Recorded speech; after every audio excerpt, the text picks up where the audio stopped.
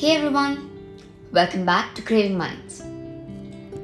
I hope some of you might have watched the first part of the story of the enchanted bean. If you haven't, then please click on the link above. Please watch the video without skipping and watch till the end. We hope you would like the second part of the story too. Enjoy!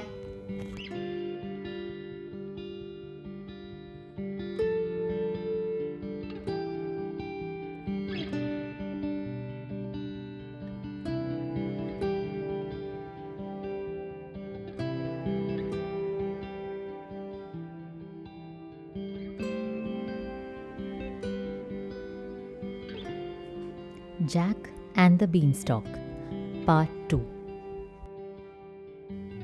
I am so hungry I could eat 3 cows. And what's this I smell? Fee fee fo fum. I smell the blood of an Englishman. Be he alive or be he dead, I will have his bones to grind my bread. Nonsense, dear, said his wife. We haven't had a boy for breakfast in years. Now, you go and wash up, and by the time you come back, your supper will be ready for you.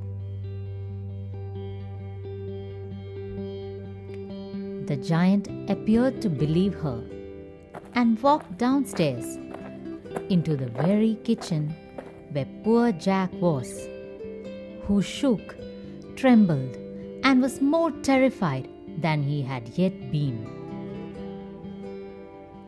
By degrees, Jack hid himself sufficiently to look at the giant through a crevice.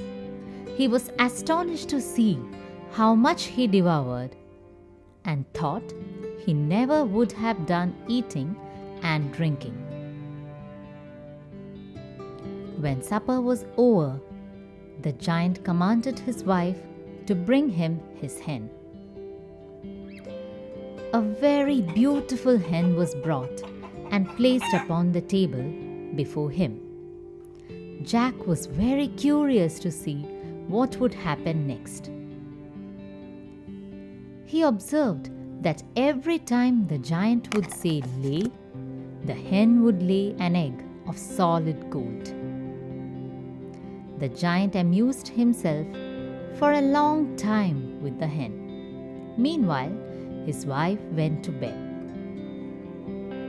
At length, the giant fell fast asleep by the fireside and snored like the roaring of a cannon. At daybreak, Jack, finding the giant not likely to awake soon, crept softly out of his hiding place. He then seized the hen, which was resting on the floor, and ran off with her.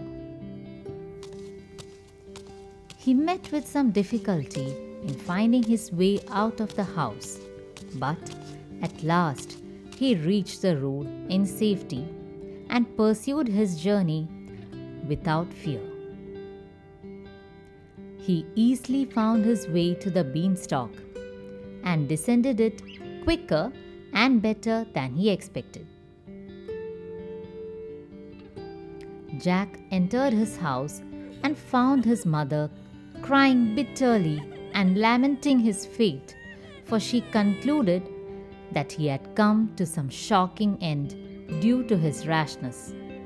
Just then, Jack came into the room where she was. His mother was overjoyed to see him. Jack was impatient to show his hen and inform his mother how valuable it was. "And now, mother," said Jack, "I have brought home that which will quickly make you rich without any trouble. I hope I have made you some amends for all the trouble I have caused." The hen produced them as many eggs as desired, and his mother was shocked and delighted at the same time at this magic. They sold them at the market and in a short time became very rich. For some months, Jack and his mother lived happily together. But he longed to climb the beanstalk in order to carry off some more of the giant's treasures. For during the time that Jack was in the giant's mansion, hiding behind the cupboard, he learned from the conversation that took place between the giant and his wife that he possessed some more treasures. Days passed by, and one day Jack took up some courage and he told his mother boldly that he wanted to take a journey up the beanstalk again. She begged him not to think of it and tried to dissuade him by saying, "The giant will recognize you and might put you to a cruel death in order to be revenged for the loss of his hen. Please don't go."